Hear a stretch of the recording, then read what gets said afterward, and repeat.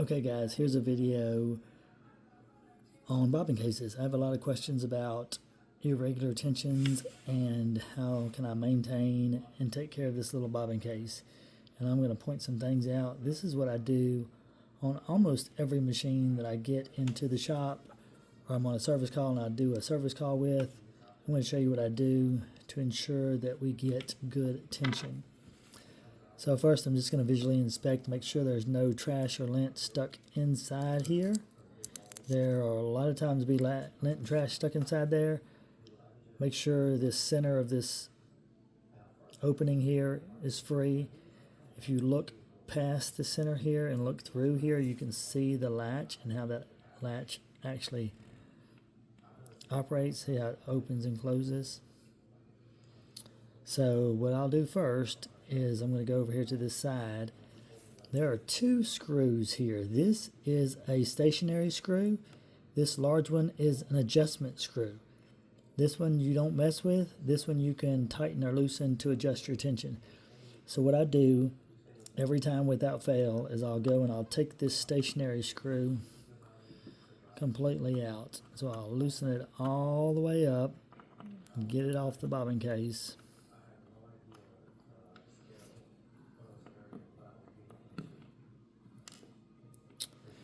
Set it to the side. Then I'll grab this spring here. This is your bobbin case spring, and I won't even loosen this screw half the time.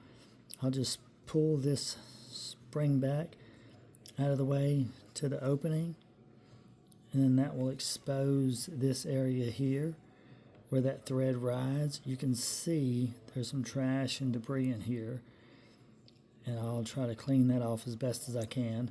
A lot of times what I like to do is grab a conventional emery file, take my bobbin case, and I'll clean this section here with the emery file. It does two things. It cleans it off and roughens up the surface just enough to put a little better tension on that area. And what you're looking for, you can feel it if it's rough or not. And you're just cleaning this area here. I'll take some compressed air and blow inside here. It's got some lint and trash inside there. Get that all cleaned out. Short little burst. Make sure it's good and clean. I'm going to look on the back side of this spring. Got a little bit of trash inside here. I don't know if you can see it or not from the video. See that little trash right there I pulled out? Clean that out. Really nice. And then the next thing that's important is I'll flip this spring back. When you pull this back, make sure that this little tab here fits in this groove.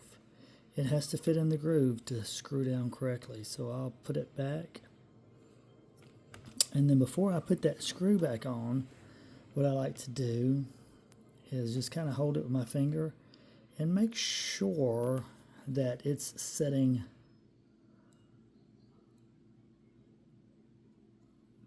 parallel with the bobbin case. You can push it down, pull it up, make sure that it's sitting even with the bobbin case all the way across. If it's not, if it's twisted a little bit, this spring is notorious for getting twisted. It will be further down on one side than it is the other.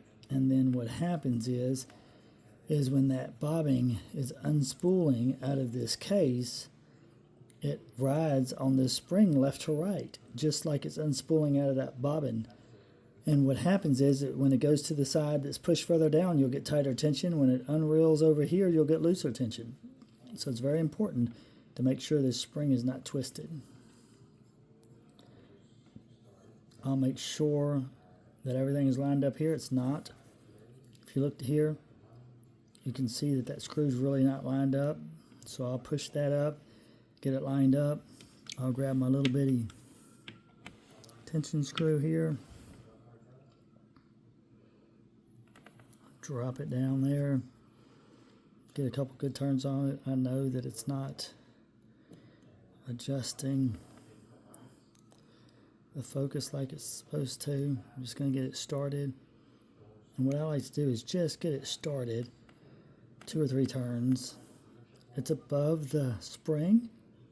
I'll go just a little further because this is the tension we're putting on.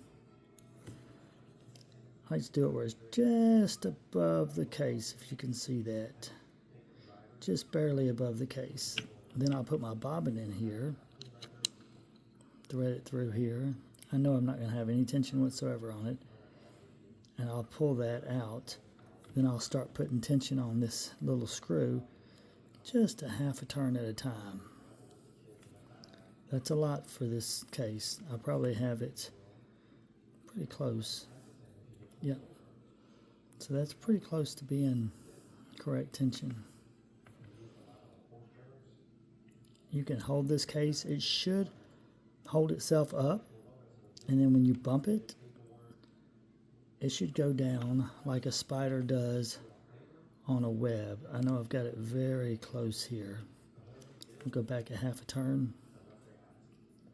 Again, I'll hold my thread. It's not quite, so just a quarter of a turn. You saw how little I moved that. So now I can hold that bobbin case. It's going to hold itself up. When I bump it, it goes down, almost like a spider down a web. You heard it hit the table there. So that is correct tension on this bobbin case. Shouldn't be too tight. It should pull fluently. Don't be afraid to grab some thread and pull it out. If you see it, it's unraveling to the left and to the right of that spring there. That's correct.